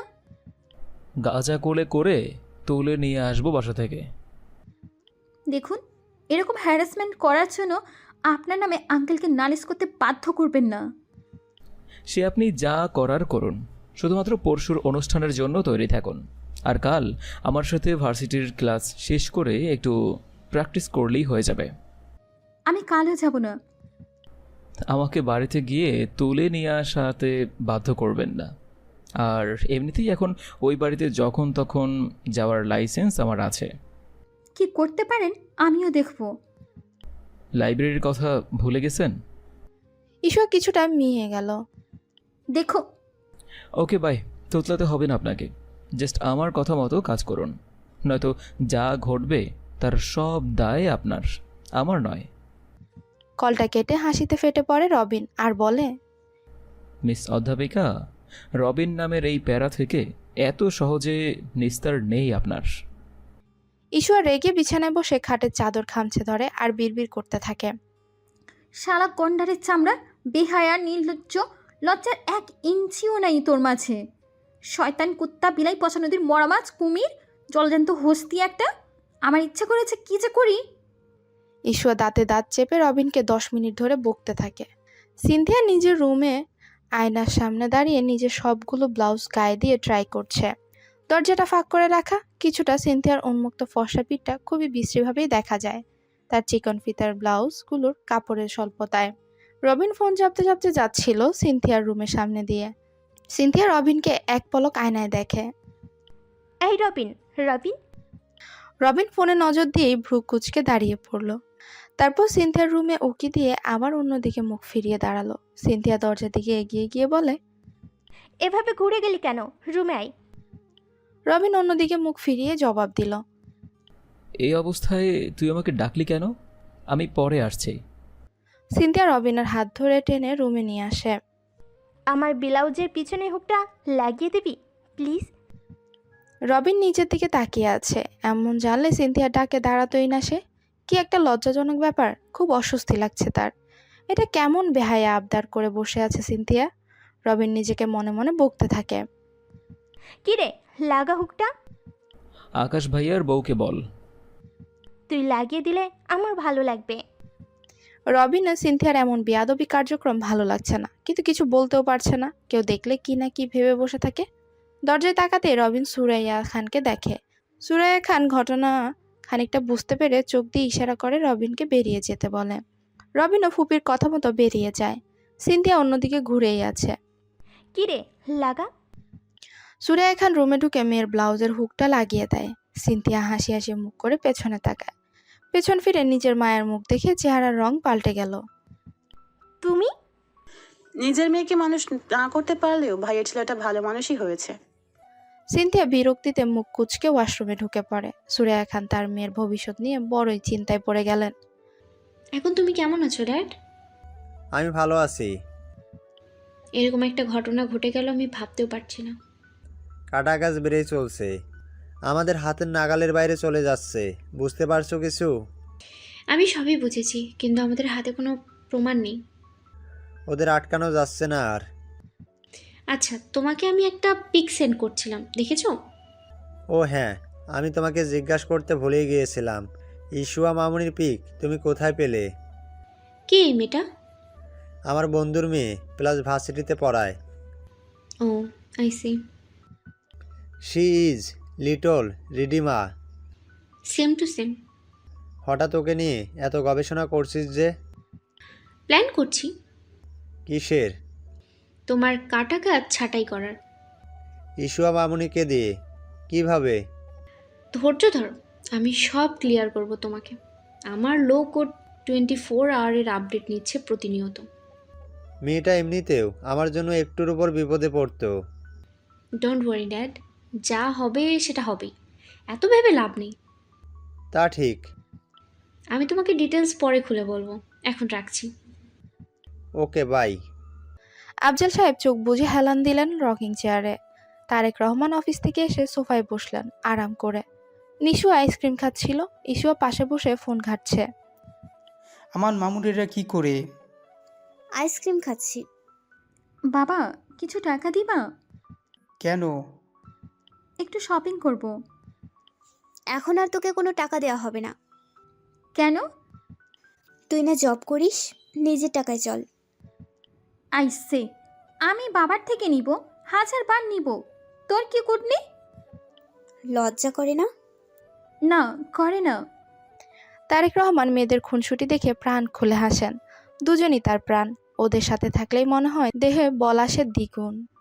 রবিন ভার্সিটির হলরুমে কালকে সকল ইভেন্টের অংশগ্রহণ নেওয়া ছাত্রছাত্রীদের জড়ো করেছে। সবাই উৎসাহ নিয়ে প্র্যাকটিস করতে এসেছে, সবাই হালকা হইচইও করছে। রবিন, তমা, তুলি সামনে বসে ভাব নিচ্ছে। ভার্সিটি সিনিয়র বলে কথা। ক্যাম্পাসের দিকে এগোচ্ছিল ইসুয়া, পেছন থেকে শুভ আর নয়নের ডাক দাঁড়িয়ে পড়ে। পেছনে তাকিয়ে বলে, কি?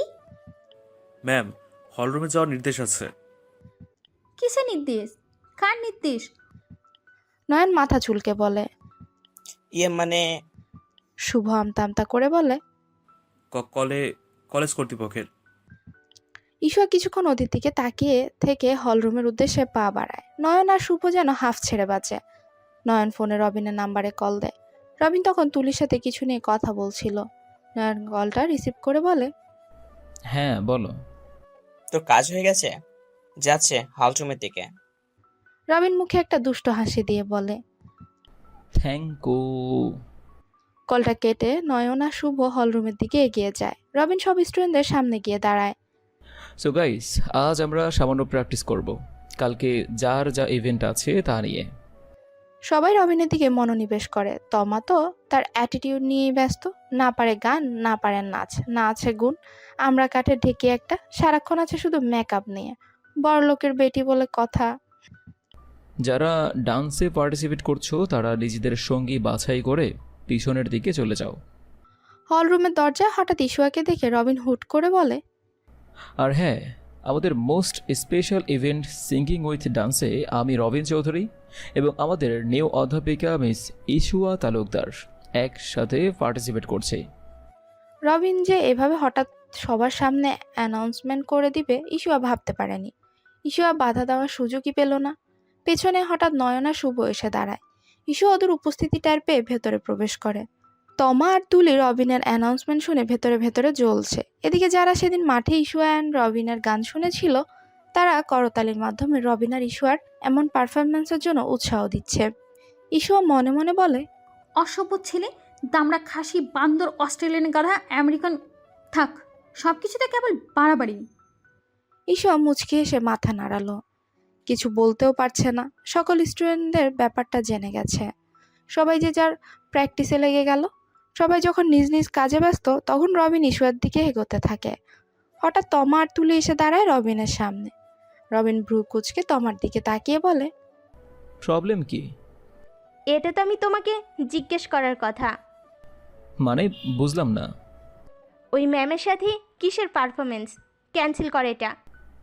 তোকে জিজ্ঞেস করার প্রয়োজন বোধ করছি না আমি এই বিষয়ে। তমা কিছু বলতে যাবে তার আগেই তুলি রবিনের দিকে তাকিয়ে বলল, দোস্ত তোর মনে নেই ওই বেটি তোরে ভার্সিটির ভরা মাঠে কিভাবে চুমু খেয়ে তোর মান ইজ্জতের ফালুদা বানাইছে? রবিন ব্যাপারটাকে ঘোলাতে করতে চাইল না। তুলি আর তমার দিকে এগিয়ে ফিসফিসিয়ে বলল, আরে সেই জন্যই তো, রিভেঞ্জ নেওয়ার জন্য এত কিছু করছি।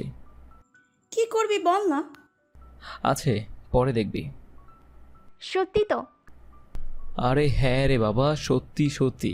এখন যা, বেশিক্ষণ এভাবে থাকলে ওই অধ্যাপিকা সন্দেহ করবে। আচ্ছা যা। তুলি, তমা ও রবিনকে আর বাদ সাধল না। রবিনও নিশ্চিন্তে ইসুয়ার দিকে এগোতে থাকে। ইসুয়া তখন চেয়ারে বসে ফোনে কিছু একটা করছিল। রবিন গিয়ে বলে, এই যে মিস অধ্যাপিকা। ইশুয়া মাথা তুলে তাকালো রবিনের দিকে। রবিন ইশুয়ার সামনে চেয়ার পেতে বসে। ইশুয়া তখনও রবিনের দিকে তাকিয়ে আছে। তা এভাবে না বসে থেকে গান সিলেক্ট করুন। ইশুয়া বিরক্তিকর কপাল কুঁচকালো। রবিন মুচকি হেসে বলে, এইভাবে কপাল ভাঁজ করে রাখলে কাজের কাজ কিছুই হবে না। সামনে এগোন। এভাবে ডিস্টার্ব করার মানে কি?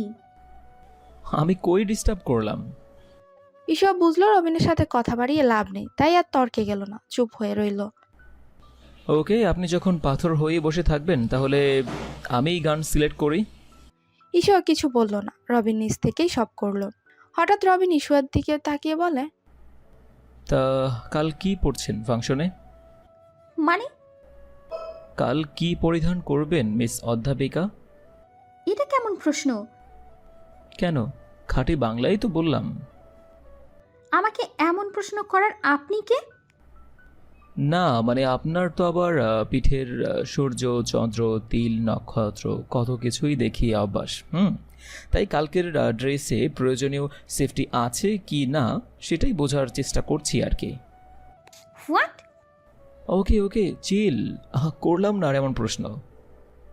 রবিন উঠে দাঁড়িয়ে ইশুয়ার দিকে হাত বাড়িয়ে দেয়। চলুন প্র্যাকটিস শুরু করি। ইশুয়া প্রথমে ইতস্তত বোধ করলেও পরবর্তীতে রবিনের সাথে প্র্যাকটিস করতে রাজি হয়। ইশুয়ার পারমিশন না নিয়ে রবিন আড়াল থেকে ইশুয়া অ্যান্ড রবিনের প্র্যাকটিসের ফুল ভিডিও করে শুভ আর নয়ন। সালার হারানি বন্ধু বান্ধবদের জন্য যে লাইফে কত কি করতে হবে। ইমাগ্রেমি এখন আমরা ভিডিও করতে গিয়ে ওই অধ্যাপিকের কাছে ধরা খাইলাম, দেন কি হবে ভাব একবার। আর ইমেজিন করা লাগবে না, তোরে আর আমারে আলুর চপ বানিয়ে ক্যান্টিনে রেখে আসবে।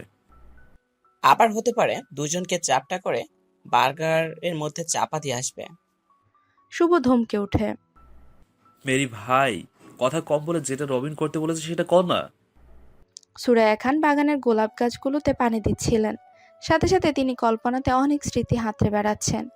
এ বাগানে আগে রিধিমা, আকাশ আর তারা দুজনে বসে কত খেলা করত। ছেলে মেয়ে দুটো আজ কত বছর যাবৎ তার থেকে দূরে। দেলোয়ার খান তার দ্বিতীয় পক্ষের স্বামী, তিনি তার কোল থেকে এইভাবে প্রথম পক্ষের ছেলে মেয়ে দুটোকে আলাদা করে দিবে ভাবতে পারেননি সুরাইয়া খান। দেলোয়ার খান সুরাইয়া খানকে বিয়ে করতে রাজি হয়েছিল বাবার অর্থ সম্পদ দেখে। আফজাল সাহেব আর সুরাইয়া খানের বাবা তার সন্তানদের নামে উইল করে যাননি। তিনি তার স্থাবর অস্থাবর সকল সম্পত্তি তার নাতি নাতনিদের দিয়ে গেছেন। এর মাঝে রিধিমা আর রবিন অর্ধেক সম্পত্তির মালিক, আর বাকি অর্ধেক সম্পত্তির মালিক সুরাইয়া খানের আগের পক্ষের 2 সন্তান আকাশ, তমা, মোট 4 জন। দেলোয়ার খান নিজের সন্তানদের সম্পত্তিতে যেন অন্য কেউ ভাগ বসাতে না পারে, তাই সৎ ছেলে মেয়েকে বাড়ি থেকে অনেক কৌশলে বের করে দিয়েছেন।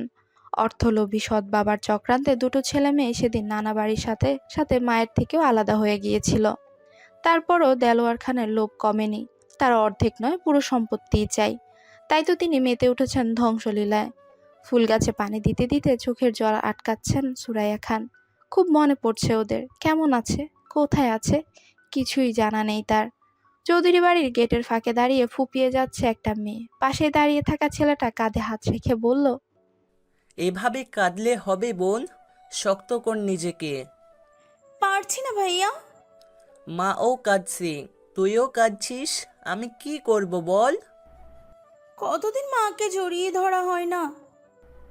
আর কিছুদিন অপেক্ষা কর, তারপর আমরা সবার সামনে মায়ের আদর নিতে পারবো।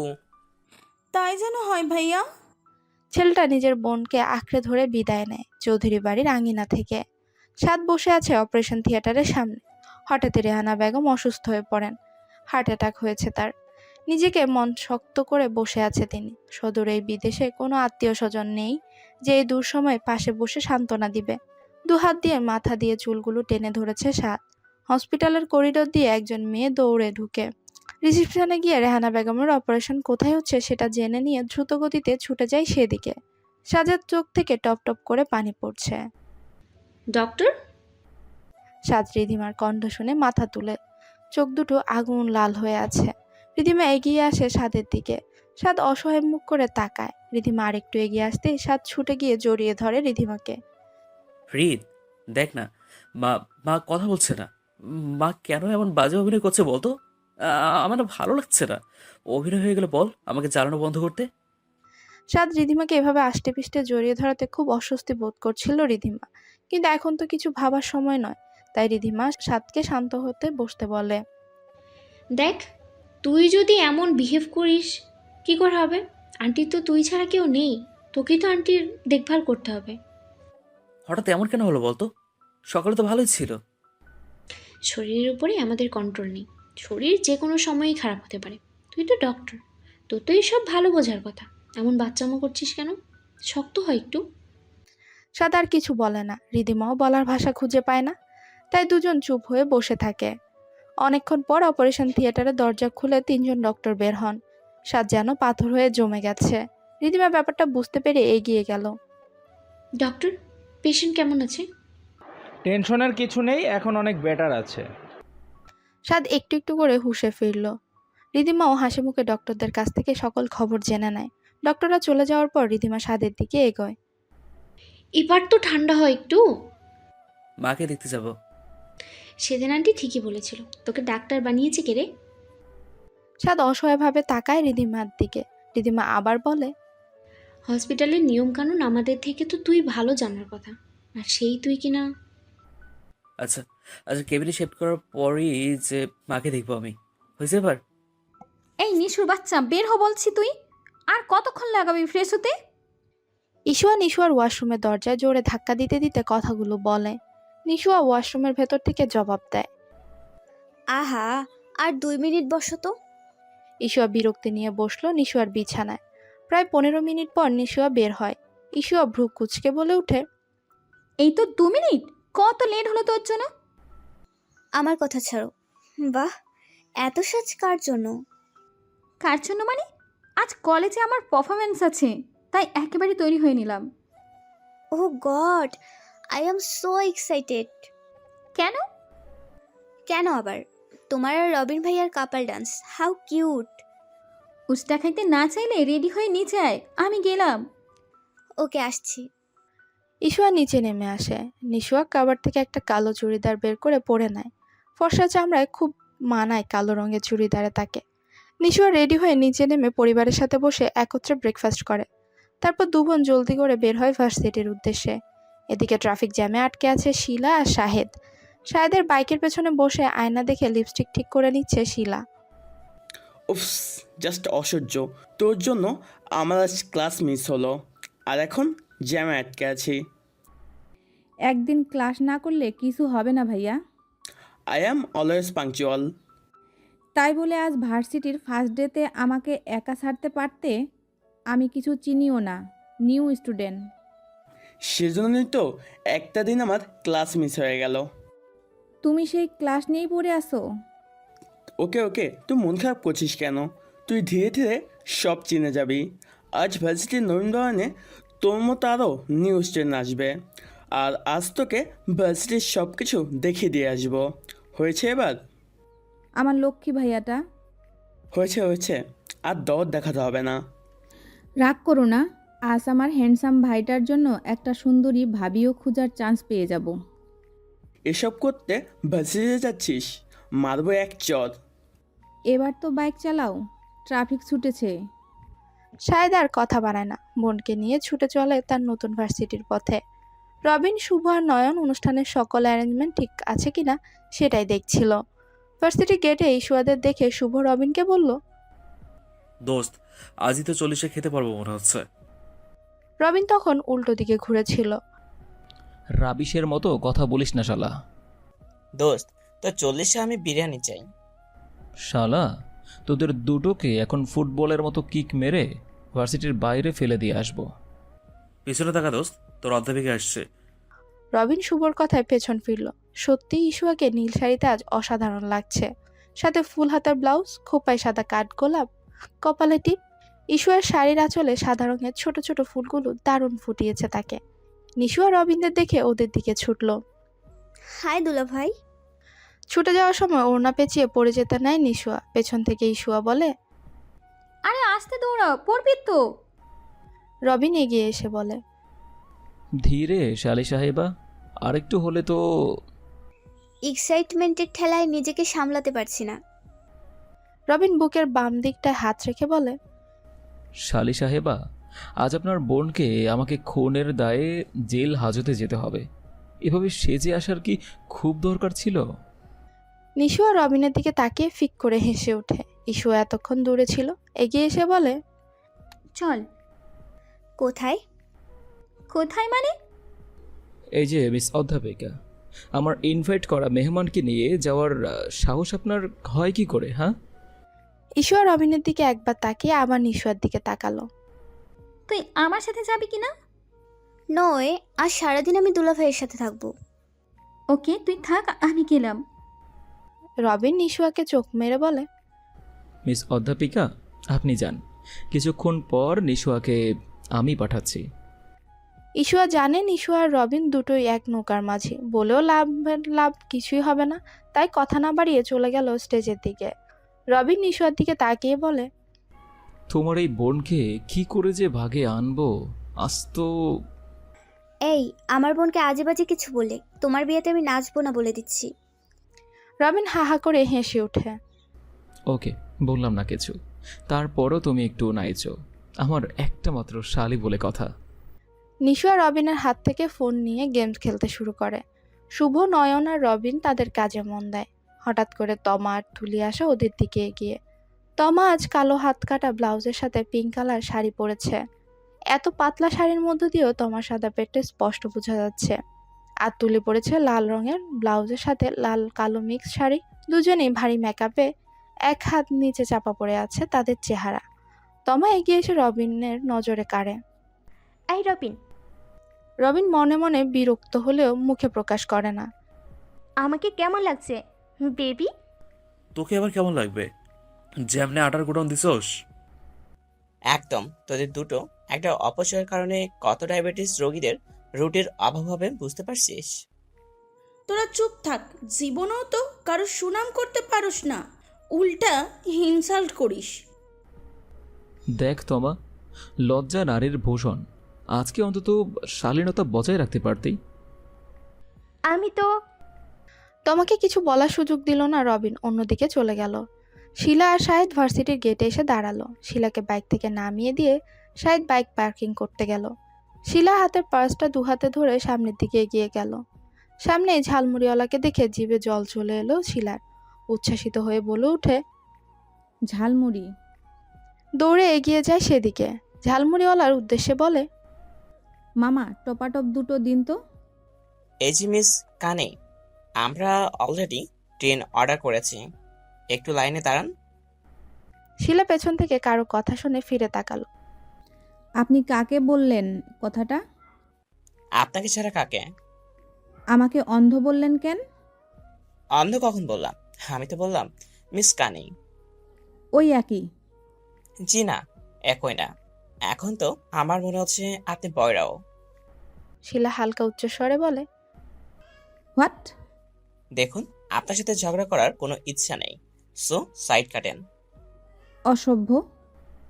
নয়ন না শোনার ভান করে বলে, জি, কিছু বলবেন? জি না। শিলা রেগে চলে গেল। শুভ এতক্ষণ শিলা আর নয়নের ঝগড়া দেখছিল দূর থেকে। শিলা যাওয়ার পর এগিয়ে এসে নয়নকে ঘুষি লাগায়। দোস্ত, এভাবে হ্যারাস না করলেও পারতি।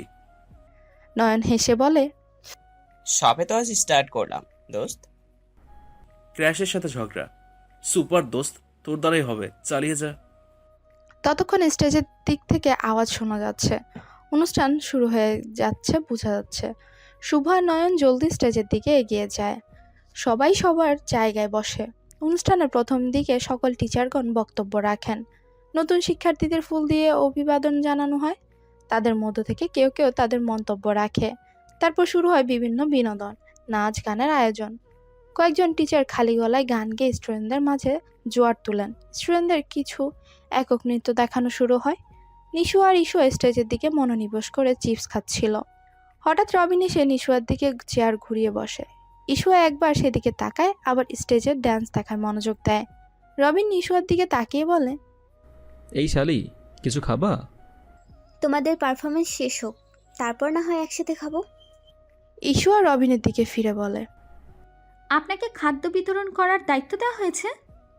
আমি কি জনে জনে জিজ্ঞেস করেছি? তাহলে এখানে কি কাজ? আপনার সমস্যা হচ্ছে কেন মিস অধ্যাপিকা? আপনি এখানে এসে কথা বলায় আমার মনোযোগ বিঘ্ন ঘটছে। আমি তো আমার শালি সাহেবার সাথে কথা বলছি, আপনার কান না দিলেও চলে। ইস্যু আর কিছু বলে না। রবিন দাঁড়িয়ে পড়ে, ইস্যুয়ার দিকে তাকিয়ে বলে, আর দুটো পারফরমেন্সের পর আমাদের পারফরমেন্স, সো তৈরি থাকুন। নিশুয়া খুশিতে শীষ বাজায়। রবিন হেসে ওঠে। ইস্যুয়ার রেগে বলে, দিন দিন বেয়াদব হচ্ছিস তুই, মেয়ে হয়ে শীষ বাজাচ্ছিস। ওটা ওর অপশন। সিয়ার বলতি সঙ্গ দেশে লোহা ভাসে, সবারই জানা। যা গোবা, এখন আমার দোষ, আমি আবার কি করলাম? ইস্যুয়া কিছু বলে না। নিশুয়া বোনের কড়া শাসনে চুপ করে থাকে। রবিন ব্যাপারটা বুঝতে পেরে নিশুয়াকে হেসে আশ্বস্ত করে। রবিন ইস্যুয়ার কানের কাছে মুখ নিয়ে ফিসফিসিয়ে বলে, অনেক সাহস বেড়ে গেছে না? লাইব্রেরির কথা ভুলে গেলেন মিস অধ্যাপিকা? ইস্যুয়ার চোখগুলো বড় বড় হয়ে গেল। রবিনের দিকে অসহায় দৃষ্টিতে তাকায় সে। ওকে গাইস, আমি যাচ্ছি, একটু পর পারফরমেন্স আছে, আর সেটার সব প্রস্তুতি হলো কিনা দেখে আসি। রবিন চলে যায় সেদিকে। নিশুয়া ইস্যুয়ার চেহারাখানা দেখে মিটমিটিয়ে হাসে। রেহানা বেগমকে হসপিটাল থেকে রিলিজ করে আনা হয়েছে। সাদ রান্নাঘরে ভেজিটেবল স্যুপ তৈরি করতে গেছে। রেহানা বেগম ডাইনিং রুমে বসে আছেন। আমি এসব সিদ্ধ সবজি খেতে পারবো না সাদ। ডক্টরের নির্দেশে তোমাকে 1 সপ্তাহ স্যুপ জাতীয় কিছু খেতে হবে। তেল মশলা একেবারে নিষিদ্ধ। হরামজাদা, তুই খা, পারলে তোর মোড়ে ভূত হয়ে যাওয়া বাপরে এনে খাওয়া। আমি খেতে পারবো না এসব। উফ মা, এত কথা কিভাবে বলো তুমি? হঠাৎ কলিং বেল বেজে ওঠে। সাদ চুলার আঁচ কমিয়ে দিয়ে দরজার দিকে এগোতে থাকে। দরজা খুলে রিধিমাকে দেখে সাদের চক্ষু চড়ক গাছ। রিত, তুই? কেন আসতে পারি না? অবশ্যই, কিন্তু হঠাৎ। আন্টিকে দেখতে এলাম। আয় আয় ভেতরে আয়। রিধিমা রেহানা বেগমের দিকে এগিয়ে গেল। আন্টি এখন কেমন আছে? ভালো না। কেন কেন? আমাকে এই হতছাড়া কি সব গরুর খাবার খাওয়াচ্ছে। গরুর খাবার মানে? আর বলিস না, মা ভেজিটেবল স্যুপ খাবে না। এদিকে ডক্টরের কড়া নির্দেশ, তেল মশলা একেবারে ছোঁয়া যাবে না। রিধিমা মামনি, তুই ওকে বলে দে তো, আমি এসব খাবো না মানে খাবো না।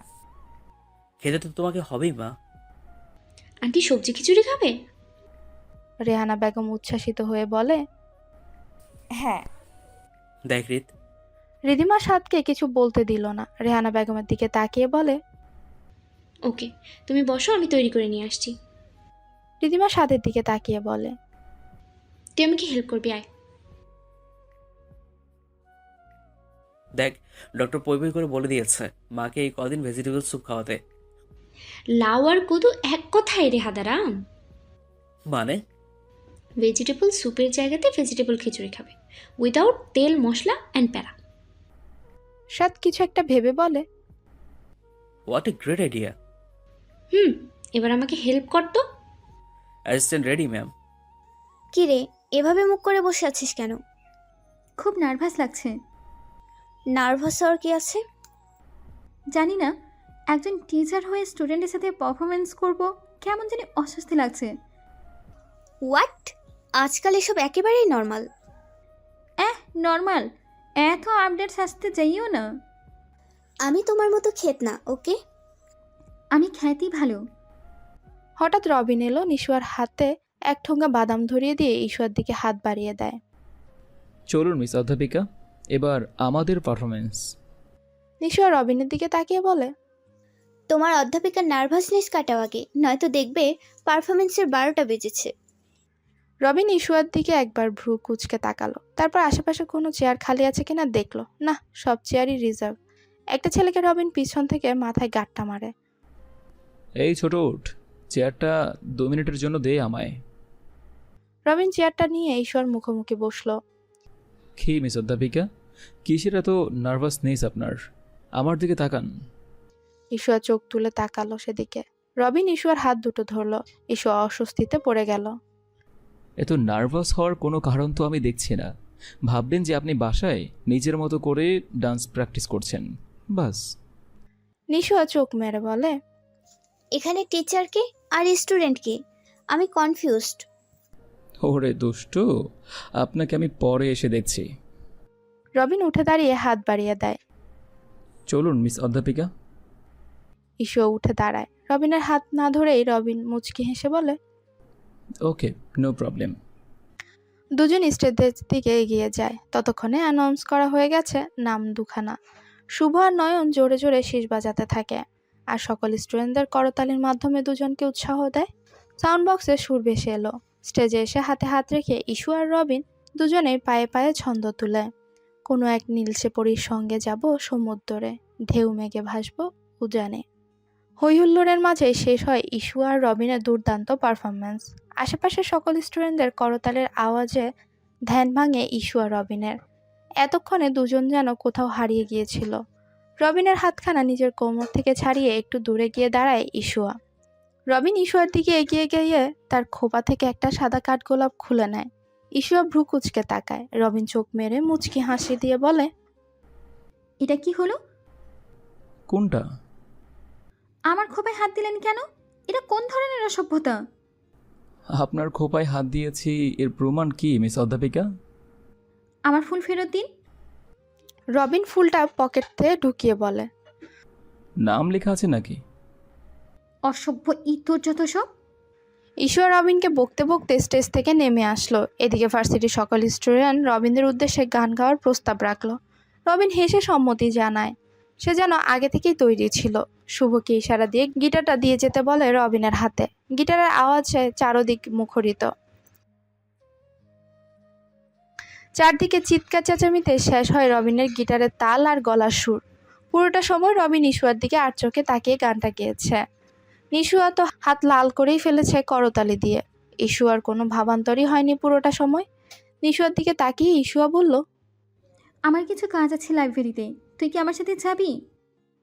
এই না, ওই এক গোডাউন বই খাতার মাঝে আমি নাই। এমনিতেও একটু ওয়াশরুমে যাওয়ার প্রয়োজন ছিল। আচ্ছা চল, আমি দেখিয়ে দিচ্ছি তোকে। চল। ইস্যুয়া আর নিশুয়া উঠে এলো। ইস্যুয়া নিশুয়াকে ওয়াশরুম দেখিয়ে দিয়ে লাইব্রেরির দিকে গেল।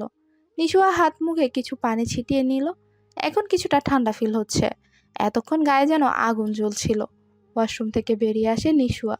হঠাৎই কারোর সাথে ধাক্কা লাগলো তার। এই চোখ নেই, দেখে চলতে পারেন না?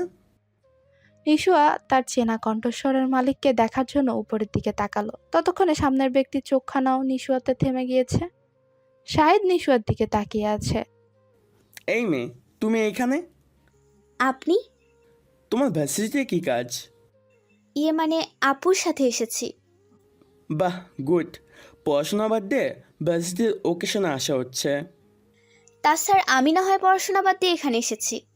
আপনার কি কাজ এখানে? আমি হয়তো এখানে আসিনি। তা কেন এসেছেন? এই মেয়ে, তুমি কি আমাকে জেরা করছো? না মানে স্যার। শাহিদ নিশুয়ার কথায় কান দিয়ে অন্যদিকে চলে গেল। শাহিদ চলে যাওয়ার পর নিশুয়া জোরে নিঃশ্বাস নিল। মনে মনে বলতে লাগলো, রাক্ষস একটা, সব সময় খালি বকাবকির ওপর থাকে। নিশুয়া ইশুয়াকে খুঁজতে লাইব্রেরির দিকে যায়। এদিকে ইশুয়া লাইব্রেরিতে এসে কিছু বই খুঁজছিল। হঠাৎ লাইব্রেরি একটা কোণে কিছু বেলুন আর ভীষণ বড় একটা টেডি দেখে তার দিকে এগিয়ে গেল। সাদা লাল রঙের টেডিটার গলায় ঝুলছে একটা চিরকুট। ইশুয়া এগিয়ে গিয়ে চিরকুটটা হাতে নিল। চিরকুটে লেখা, মিস অধ্যাপিকা, খোপার ফুলে হাত দিয়েছি বলে মান হয়েছে। আপনাকে যেদিন নিজের করে নিব সেদিনই একটা কাঠগোলাপের হিসাব না হয় 1000টা দিয়ে চুকিয়ে নেব। ইশুয়া মনে মনে বলে, এই ছেলেটা পাগল না পেট খারাপ আল্লাহ জানে। পেছন থেকে কেউ ইশুয়ার কানে ঠোঁটে গিয়ে বলল, মিস অধ্যাপিকা, পেট খারাপ না, মাথা খারাপ, আবার পাগলও বলতে পারেন। আপনার জন্য আমার মাথাটা বুঝি এবার সত্যিই গেল। ইশুয়া খানিকটা দূরে সরে গিয়ে বলে, আচ্ছা সমস্যা কি আপনার বলেন তো? আমার কোনো সমস্যা নেই তো। নয়তো আগে পিছে এভাবে ঘুরঘুর করার মানে কি? ভালোবাসি অধ্যাপিকা। মাথা ঠিক আছে? কি বলছেন? আমার মাথা ঠিকই আছে। রবিন হাঁটু গেড়ে বসে ইশুয়ার সামনে হাত বাড়িয়ে দেয় ইশুয়ার দিকে। আপনি কি আমার সিনিয়র লাইফ পার্টনার হবেন মিস ইশুয়া তালুকদার? ইশুয়া রবিনের দিকে চোখ বড় বড় করে তাকিয়ে আছে। এসব কেমন অসভ্যতা! এই একটা কথা ছাড়া কি আমার জন্য আপনার মুখ থেকে আর কোনো কথা বের হয় না মিস অধ্যাপিকা? এবার কিন্তু বাড়াবাড়ি হচ্ছে। হঠাৎই রবিনের পেছনে এসে দাঁড়ায় নিশুয়া, শুভ আর নয়ন। নিশুয়া লাফিয়ে ওঠে। Please say yes. ইশুয়া নিশুয়ার দিকে চোখ রাঙিয়ে বলে, নিশুয়া চুপ কর। আরে ভাবি ম্যাডাম প্লিজ রাজি হয়ে যান। ইশুয়া হনহন করে লাইব্রেরি থেকে বেরিয়ে পড়ে। ইশুয়ার মুখটা টকটকে লাল হয়ে ওঠে। নিশুয়া বেচারি রবিনের পাশে এসে দাঁড়ায়। এবার কি হবে? ইফটিজিং মানে? এবার হতে তোমার বোন সকালের ব্রেকফাস্ট, দুপুরের লাঞ্চ আর রাতের ডিনারের মতো 3 বেলা আমার কাছে ইফটিজিং খাবে। ইফটিজিংও খাওয়া যায় দোস্ত? সে তো কাল থেকে দেখতেই পাবি। রবিন মনে মনে বলে, আমাকে রিজেক্ট করার ফল পাবেন আপনি মিস অধ্যাপিকা। রেডি দেখুন। এই নাও আন্টি তোমার সবজি খিচুড়ি। রেহানা বেগম রিধিমার কথায় নড়ে চড়ে বসে। রিধিমা খিচুড়ির প্লেটটা তার সামনে রাখে। রেহানা বেগম হাসি মুখে খিচুড়ি মুখে দেয়। রেহানা বেগম রিধিমার দিকে তাকিয়ে বলে, ইস, আর যদি একটা ছেলের বউ থাকতো, তবে এই বৃদ্ধ শাশুড়ির কত সেবাই না করতো। কেন তোমার ছেলে তোমার টেক কেয়ার করে না? ছাই করে। এভাবে বলো না আন্টি, জানো স্বাদের অবস্থা যদি তুমি একবার দেখতে। রিত চুপ কর মেরি মা। তুই বল মামনি। তোমার এত বড় দামড়া ডাক্তার ছেলে হাসপাতালে বসে সে কি বাচ্চাদের মতো কান্না।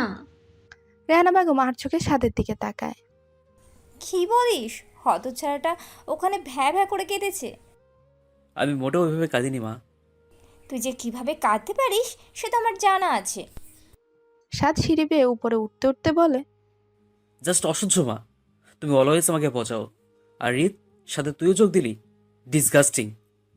রেহানা বেগম আর রিধিমা অট্টহাসিতে ফেটে পড়ে। স্বাদ নিজের রুমের দিকে পা বাড়ায়। হঠাৎ রিধিমার ফোনে কল আসে। কলটা রিসিভ করতে রিধিমা বারান্দার দিকে এগোয়। হ্যালো মিস্টার জন, বলুন।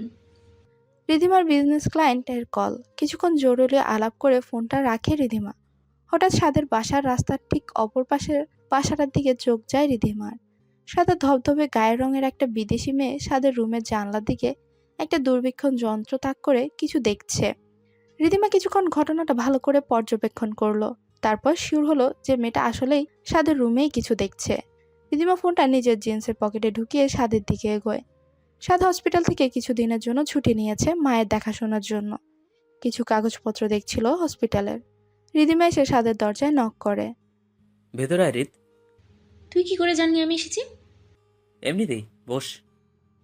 একটা কথা বল। মেয়েটা কে রে? কোন মেয়ে? ওই যে। ও, তুই পাশের বিল্ডিং এর মেয়েটার কথা বলছিস? হ্যাঁ। পাগল মেয়েটা কি করেছিল দেখলি? দূরবীক্ষণ যন্ত্র দিয়ে এদিকে কিছু দেখছে।